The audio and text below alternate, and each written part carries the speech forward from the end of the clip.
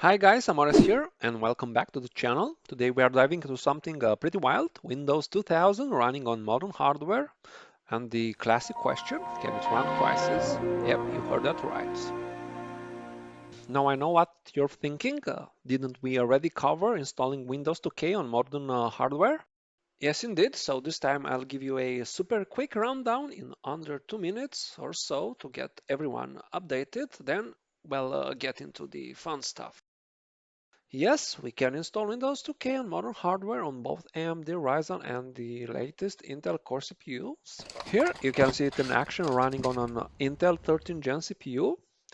And as a bonus, Intel motherboards are still compatible with MPS standard, so we can have even multiprocessor support in Windows 2K.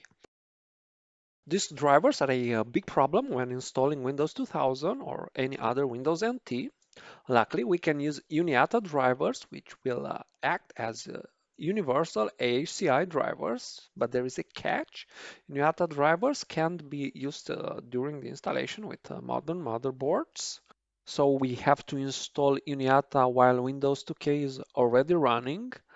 And this will complicate for sure our installation process. To pull this out, I installed Windows 2K using a compatible PCI to SATA adapter first, then I installed UniAta, and this is how Windows 2K Service Pack 4 is doing business in this video.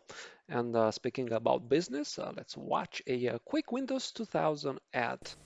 Okay, so what about our e-business strategy? This really can't wait. E-business. Yes, actually, I'm giving it quite a lot of... What's that, Helen? Oh, did you call me? Did I call Greg Schultz? No, I completely forgot. I'll do that right now.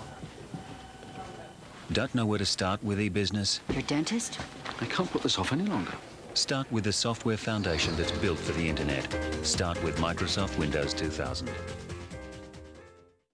All right, let's get back to our hardware setup. Windows 2K supports drivers for the NVIDIA GTX 400 series, but unfortunately I don't have any high-end card from that lineup. What I do have is a powerhouse from the previous generation.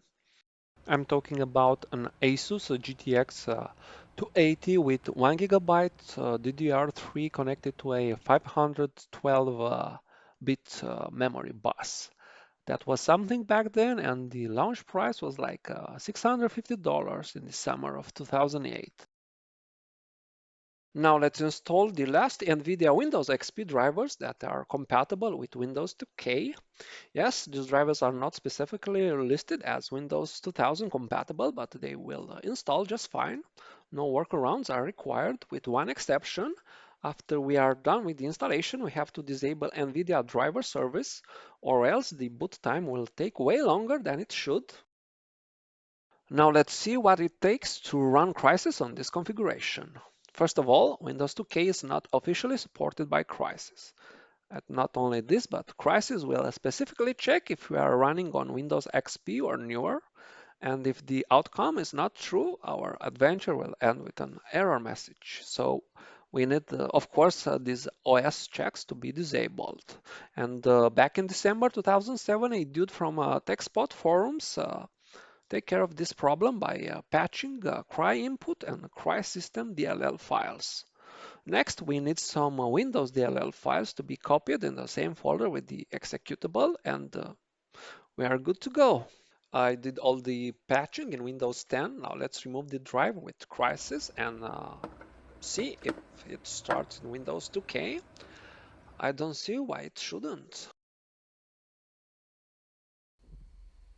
And of course it works. Let's watch the intro. This is the short version. Maximum gain.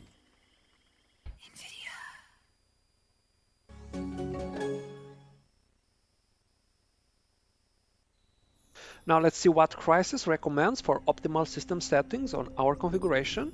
With this GPU, we should be able to play on the high settings league. And yes, the game changed system settings to high spec, so everything is set on high, but some very high settings are gray out. These are available only in DirectX 10.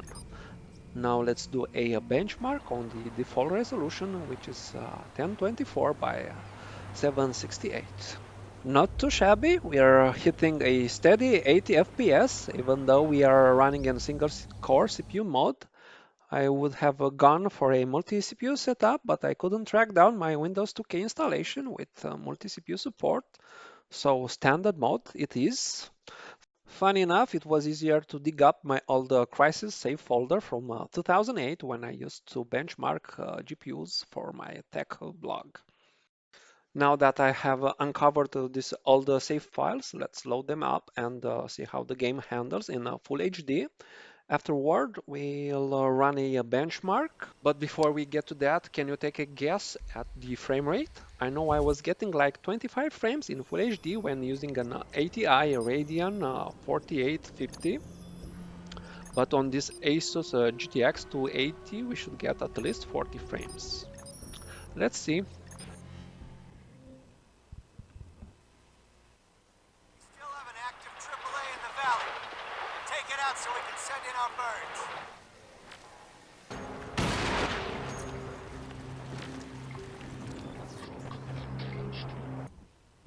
I'm approaching the crusher yard. The area's crawling with KPA. You sure you want to land here? It's all we got, son. Secure the area and I'll send in my birds.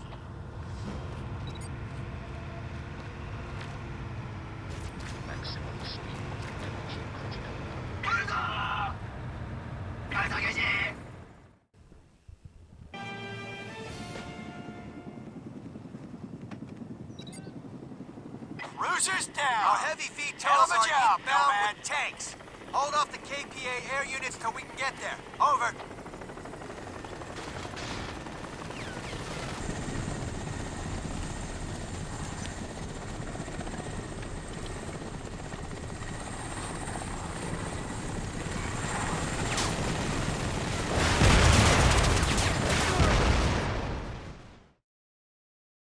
In the meantime, I have run a few benchmarks and our setup is delivering an average of 44 FPS at Full HD.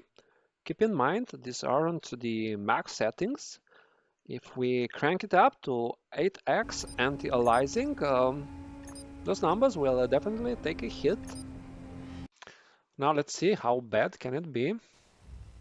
And, well, we are running now in the cinematic territory. We get 24 FPS, not great. Still, it's pretty nostalgic to see Crysis running on Windows 2000. If we want to take advantage of anti-aliasing with GPUs compatible with Windows 2K, we could play Farcry. Here we can see in action the earlier Crytek engine. Hey, some good news. I'm picking you up much more strongly now. I suggest you search the huts for weapons and equipment.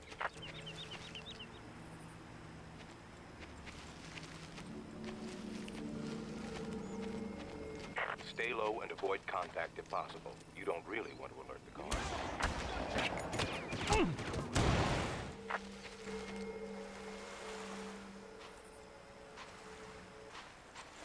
What can I say? Far Cry still holds up nicely for a 2004 game, but Crysis is undeniably a major advancement in every way and remains a demanding title even on today's hardware. I think that wraps it up for today. Thanks for tuning in. Catch you later.